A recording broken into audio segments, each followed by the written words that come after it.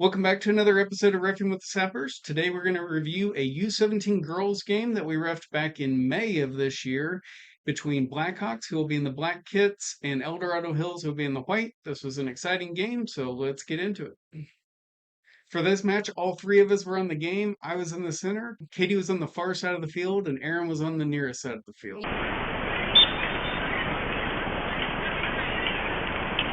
The first call of the game was an offside call made by me. Here's the moment of decision. You can see that she is still like 2 feet onside based on that player. So I made that. That's the first wrong offside call of the channel. Yeah. First one, so 16 episodes in before the first incorrect offside. But in your defense, this was a few months ago. 3 months ago. This was before I got the training from the mentors and everything. It's true, before some of the advanced training that we Yeah. did, so. I haven't had any advanced trainings, and I've still made all my. How many more offside calls have I made compared to you that we've done on this channel, bro? Can't make them all right. It is what it is. Shut up. No one asked. Couple minutes later, we've got white on the attack. They're coming through.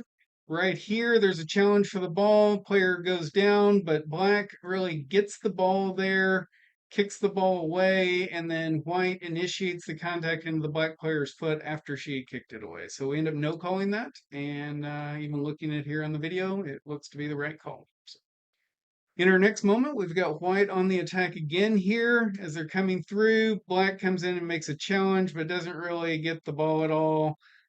Kind of clips her on the ankle after the ball has gone away. Pretty straightforward there. And we end up calling that, granting a direct free kick for white. And we keep going in the match. In our fourth decision here, this is another one that's not really controversial. Black is on the attack. They're going up the far side. It's about as far away as we can see. Katie, you've got really good form. You're running over there, flags perking you down, good mechanics. But ball is coming up here. It's right there. Black kind of gets away from her. And then as she's going by, she does kick it. But that fall is more from that push from her arm. And Black goes down. It's pretty straightforward. Call that one. I do wait a minute to see if some advantage develops because as you can see, there's kind of three black players here on that cross. There's one here. There's another one here. So it doesn't really happen. And so we pretty quickly call that back and grant the direct free kick from over on the far side. The next one we're going to review here is a call that I really only call a few times a year. It's impeding, which is not typical. And so let's watch it here. The ball's coming up from a long kick, and the ball kind of bounces here. And right there, this white number 7 really gets in the way of that black player and blocks her from getting around. If we watch it here in slow motion, like she tries to get in the way of it, but then she sticks her arm out and kind of moves over into her space, doesn't try to play the ball, then moves back over to the left in her space. And so it's kind of textbook impeding. So you're not allowed to intentionally move into the path of the opponent without trying to play the ball. And she clearly kind of moved back and forth, so she was trying to do that. Now, I end up granting an indirect free kick here for impeding. If you have impeding with contact, it's supposed to be a direct free kick. You can't really tell from this angle if there was actually contact. If there was, it was light. Nothing here, obviously, that's a hard bump. So the indirect's probably a perfectly fine call. Good lesson for the players because oftentimes these players won't even know what impeding is. So I kind of give a little bit of a tutorial for her afterwards and just say, look, you can't be blocking that. So in this moment, we're going to see white on the attack, and the ball is kind of away from her. These two players here are trying to race to get it. White kind of gets to it first, and right there, black gives her a little bit of a nudge in the back. There's a little, you see her kind of jump up a little bit because there was a little bit of an extra bump. I didn't think that that was a foul. I made it a no call on the pitch. But one thing I want to highlight is Katie and I had actually just I think the weekend before had attended some advanced referee training courses to kind of try to bring our skills to another level. And a tip that they taught us was, well, when you kind of identify who some of the leaders on the field are, if you want to get a feel for how the players want to see a game called, you can kind of find a borderline call like this and then go talk to the player. You actually see here, I go and when she's coming up, I actually ask her, hey, I saw there was a little bit of contact. I didn't think it was enough. How did you feel about that? And would you like to see that level of foul called, even if it was going the other way? And she said, no, no, it was fine. If it was much harder, then you can call it. And I actually felt like that was good advice. I felt like it paid some dividends in this game and it let her know that I had seen it. Moving on, we've got a play here where black is on the attack, but white's trying to steal it away. And right here, this white player kind of throws her body to kick that ball, and we see the ball flying back this way, and she ends up falling down. Unfortunately, it's right where the two cameras kind of intersect, so it's a little bit fuzzy there. But we're really asking ourselves, does this black player here push her down, or did she fall down on her own? But when we go back here, and there, she just really whips that leg around to get that kick. The black player doesn't extend any arms, and she just falls down. So afterwards we end up calling for the throw in, but you can see she gets up, she knows she wasn't fouled, and we carry on. Interestingly enough, that's often one that you get a lot of noise from the sideline. We didn't hear anything from the sideline on that one at all. Anyway, it's a good no call. So here we've got a moment where a black player actually, it looks like she gets her foot stepped on, but it's kind of inadvertent and we don't end up calling it. And this is kind of when the coach for the black team on the far side starts to get a little bit upset. So here, white's actually in possession of the ball. And as she's coming through here, black comes in and challenges for it. But this white player is still running and chasing the ball that she had possession of. And in the process, she just steps on this black player's foot, and so she's kind of hurt there. Aaron, you're playing defense. If you were going into challenge for that and you got stepped on, would you want it called? No. Yeah, it just kind of happens in a game like this, doesn't it? So after this play, the coach comes out and he's kind of jawing at me for, well, why didn't you see that? Aren't you going to call up and protect my player? I don't remember. It's been long enough now. I don't remember exactly what was said. I go and I talk to Katie and I ask her if she saw anything, but she was way down here watching this line. It wasn't even in her line of view. So we end up going ahead and just coming back and restarting that with a throw in and to make that a no call, and even looking at it here and us talking about it, and let us know in the comments if you think we got that one wrong, but we think it's the right call. Here we're going to see a play where the ball is kind of just up in the air and it's up for grabs, and that's kind of some of your risk points. It's right between this white and this black player. Unfortunately, we can't see all of it because there's this black player in the line of sight of the camera, but black is turning, and basically it looks like her upper arm above the elbow ends up impacting in the face of this white player. We didn't think that that was intentional at all or even reckless. It was kind of a natural motion to turn, but in the process, the arm did kind of come up and get her. I end up granting this as a foul. We end up calling that and granting the kick from there, and keep control of the game. So here we're going to see one that Aaron in particular thinks that I got wrong here. Maybe a little bit too light in this game, but black had been on the attack. The ball kind of got kicked out away from her, and now the ball's up for grabs. There's two people kind of battling for it here. There's a little bump there, and then right there, black throws her body in front of white to kind of get between her and the ball, and there's this little bump right there, and I see her stumble forward a little bit. And I go ahead and grant that as a foul in black's favor.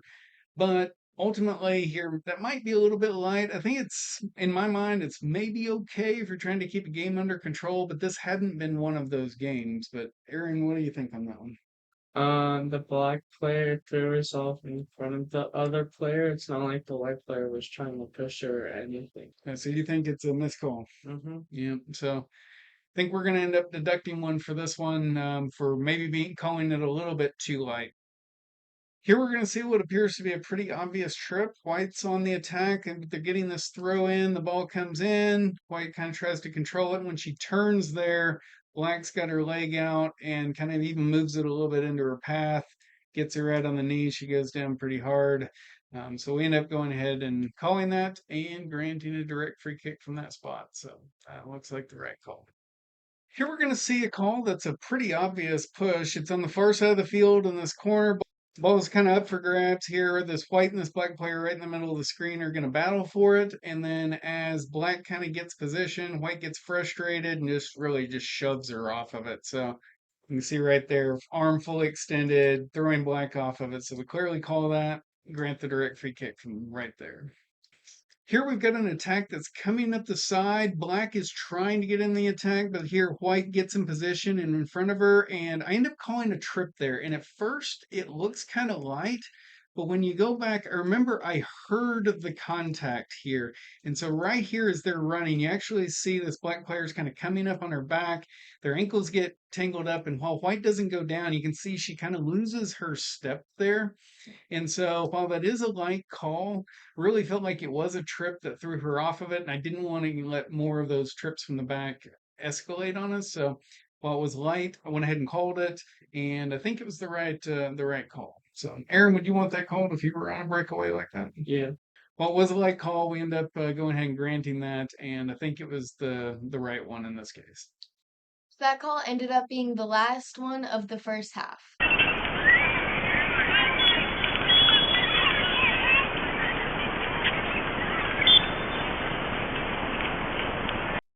In our first call of the second half, we've got the ball kind of bouncing around here, and it's kind of up for grabs. And the white player here is about to get the ball.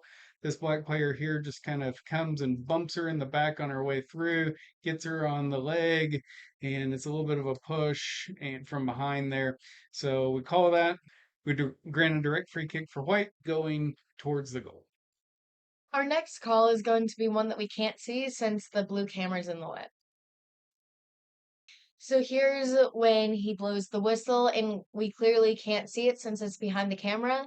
And since there's nothing on the video to overturn the call, we'll just have to assume that's the right decision, unfortunately. The white player like looks over kind of towards the middle. This one right there. Yeah, she definitely has the body language like it's a foul. So I believe that's a fair one. Now, as a tip for people who are maybe setting up these types of cameras on the sideline, the reason this camera is in the way is because they set it up in front of mine. If you can always set these up side by side, they'll be fine at the same depth. Anyway, we'll call that one good, and based on the body language of the players, we'll assume it's right. Now we're going to see the moment that's kind of the most interesting part of this game. And it was one where the coach for the black team ends up upset, and we end up having a discussion, and you can even hear him on the audio here. So let's watch the play in question first, and then I'll kind of replay it, and then we'll play the audio and talk about it. So the ball's kind of bouncing around here. It's kind of up for grabs. A lot of players just pointing and poking at it, going all around. And then finally, right there, that white player gets tripped and she goes down. So if we go back on this, right here, she's trying to go for it. And as she's coming around right here, this black player's got her leg out. She trips this white player as she goes down, while at the same time, this black player over here ends up kind of hip checking her. And she goes down from that combination of actions. Now, going back through that play, like watching everything that builds up to it, there's really nothing in there other than that foul. So definitely think that's correct. We give the direct free kick to white. But let's listen to what our coach on the far side of the field says.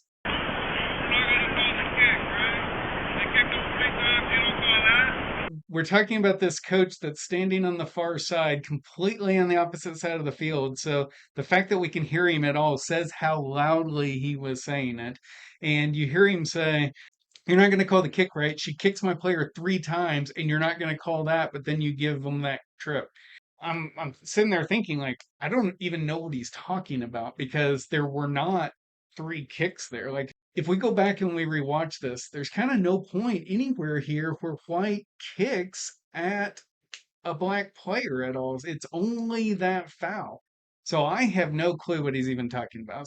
So at that point, he's yelling very loud, so loudly you can clearly make out what he's saying from all the way across the field. It's very public. It's very much dissent. It very much sets a bad example for the players to argue with the refs. So I decided I'm going to go over and talk to him. I'm going to give him the standard, "Coach, your behavior is irresponsible and I need it to stop."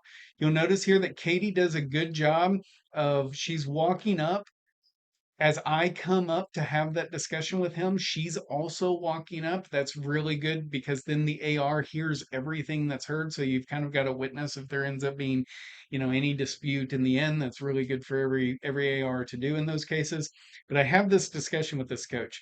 Now, what's interesting here is after I give him "your behavior is irresponsible and I needed to stop," he says, "Don't worry, we won't be seeing each other anymore." For this game, this was actually one of the first times we've refereed for this club, and we were actually in the process of trying to build a relationship with the assigner for this club. So in all honesty, those are the types of things where us as a referee, like we want to get games, we want to work games, and you want to have good relationships with your assigner. So honestly, it worried me a little bit that like I don't want the very first game that we do for this club for the coach to turn in a complaint about us. So after this game, I did immediately text the assigner and said, "Hey, there was a situation in this where the coach was complaining, and I really don't know what he was complaining about, but I have it on video. I've got the camera, so tomorrow morning I'll send you the video. But just if you get a complaint, here was my side of the story." Sure enough, the next day I sent him the video. I give him the timestamp of where to look, and he said, sure enough, the coach had reported us, but he would review the video.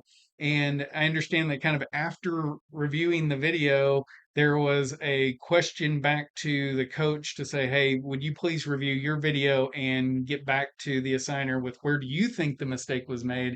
And he never really replied. That assigner ended up telling me that usually, when the coaches go quiet like that, it means they reviewed the video and they realized that, oh, kind of probably no mistake was made. So, about 4 minutes go by before our next decision point. Here, there was a long kick. The ball was up in the air right here where my cursor is. I'm not going to play it in full speed because the way the camera pans, it's almost impossible to see. But if we just go slow motion here, the ball is coming down. This player is trying to actually figure out where it is, and her arm just goes up and it just hits her right there on its way down. So we call that as a handball, and I really don't get a whole lot easier than that. Not intentional, but hit her nonetheless, and it is a foul. Couple minutes later here, we've got White on the attack. As she comes through, she passes the ball, and then there's a defender just right there in her way.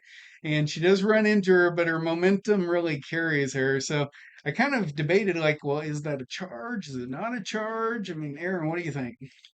There's no way that's a foul. Like she just passed the ball, and I don't even think she knew she was there until the last second. Like right there, it looks like she was surprised that the defender was right there, and she just happened to run into her. Here we've got a moment that actually started to kind of raise the temperature in this game. So the ball is kind of coming in from the left, and then we'll see it bouncing here. And then right there, this black player right here charges into this white player and actually hits her pretty hard. So you see her go down there, and yeah, I mean, she's bigger, but she really went through her and kind of threw some extra in there. So I call that right away. And in fact, this player who's on the ground ends up injured. So I end up having to wave the coach onto the field to come and deal with that. Now, after all of this happened, some of the players for the white team actually complained that the black team were laughing and dancing and basically making fun of the fact that this player had been injured. I personally, where I was at on the field, did not hear any of that. I didn't see any of that. Now my focus was also on dealing with the player. I didn't hear any of that. But Katie, you said you kind of heard something. Yeah, they were dancing. They were like, "Oh, I can dance if I want to." And then the white players were calling them disrespectful. And it was like, "How is it disrespectful? I'm just laughing and dancing on the field."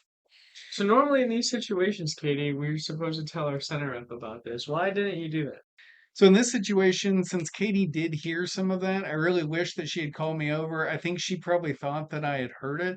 Honestly, my focus was just on dealing with the injured player. So something for the ARs, if you hear something like that, make sure you get your center's attention and call them over because probably I should have at least given a warning or talking to of some kind there, if not more, depending on what exactly was said and how it happened. It's unfortunate that it started to get a little heated there. I don't know why it escalated because the rest of this game hasn't been one of those games. So about 3 minutes go by before we've got our next decision point. This was a no call on the field. So the ball is coming in here. This black player and this white player are going to challenge for it. White actually gets in front of her and gets position, and black kind of tries to kick around her.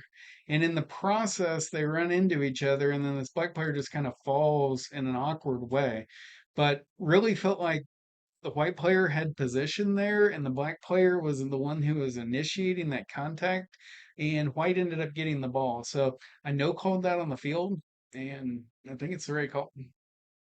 So here we're going to see a battle where black and white, this is black and white player directly in front of us are going for it, and right there, this black player goes down and we call the foul. So if I go back on this, right here, there's kind of, their legs get a little bit tangled up, maybe the start of a trip, but black regains her footing, gets in front of her. And what I really saw was this kind of arm. It's hard to see from this angle, but her upper arm is there and kind of up in her back.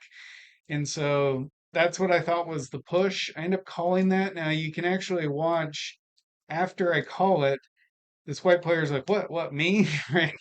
But I do end up calling that in the video. Can't really tell if the elbow really did push her or not, but it's certainly up there and close to her back. And I called it on the field, felt pretty good about it at the time. So we're gonna call that a good decision.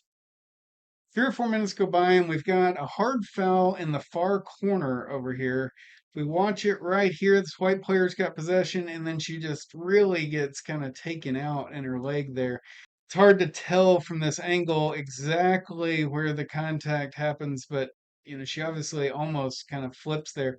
Now I call that foul, but I do not go over and give a card. Now, part of that is just kind of temperature of a game. This had not been a super controversial game other than that coach who had yelled across the field on a call that still don't understand, and the one kind of harder foul where now Katie tells me that there was maybe a little bit of possible taunting, but I hadn't picked up on that, and the rest of the game hadn't been full of hard fouls, so I just kind of downgraded from a yellow.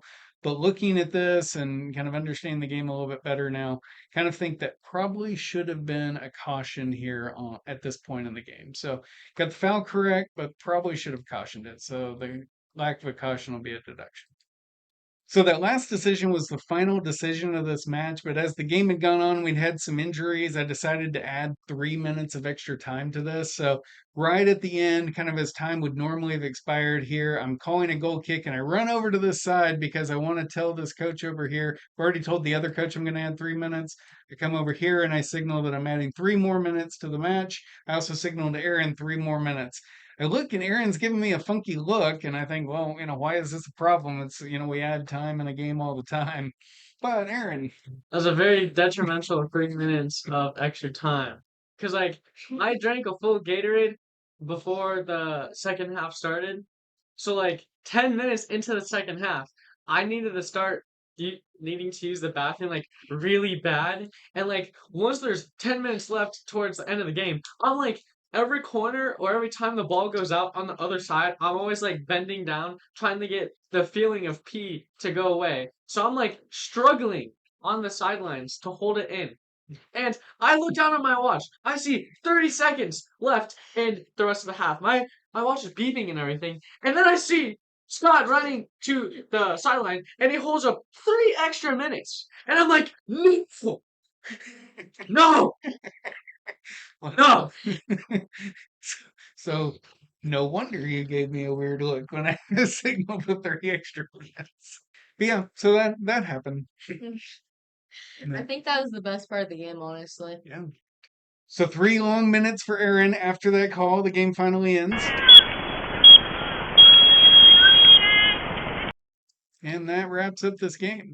With 23 decisions and 3 deductions, that gives us a stopper score of 87%. So this ended up being a good game for us, kind of on the borderline between an okay game and a good game. But some of that's driven by there just weren't that many decisions. Many of our other matches have a lot more decisions than this. And the 3 calls here were pretty light. One was our first missed offside call of the channel. Okay. Another is I hate you. another was a soft foul that I called that maybe I shouldn't have, and the final one was a yellow card late in the match that maybe I should have given. So those missed calls were just very minor in nature, nothing big. So that concludes this match. Join us back here next Friday for our next game review. I'm Scott. I'm Katie. I'm Aaron. And We'll we'll see see you you on Pitch. Woo! Blooper time. Let's go. And I'm peacing out. Goodbye. Okay, like who farted? I did. Dad, that is disgusting. No, like genuinely, I might have to take a moment out here. Done. Like that's We need to clear it out. that's actually foul. You are. That's She looks a little on sides to me. Thanks. Can't make all of them. Oh, I need position all the time. That was in May. Pretty obvious. I gotta say that looks pretty one side to me. Are you sure I'm on the far side? Yes, I was on this side needing to. I think that was Cap. Because like she's quite literally on sides. Yep. It's fine. You can't make all the calls, right? Okay, do you want to call this one, or do you want me to do it, or do you want Aaron to do it? I'll do Aaron, it. do you want to do it? No, I'll do it. It's mine. Aaron, No, it's no, mine. Aaron. Oh, I don't like this. Okay. I can always do it for you. Shut your little mouth. Nobody asked for your opinion. Pretty straightforward. I can still smell your fart.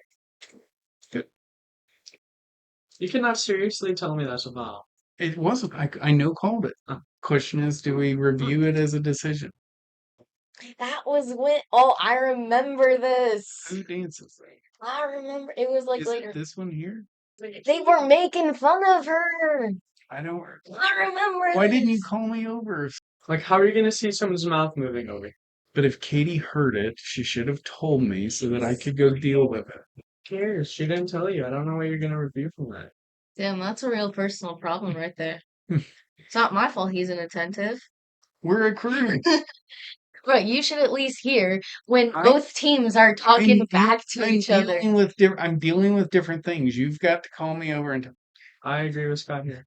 I'm Scott, I'm Katie. I'm Aaron. and we'll see you out on the pitch. You're not. We need to redo that thing because you need to point. My fault. I didn't realize you were pointing. We always point.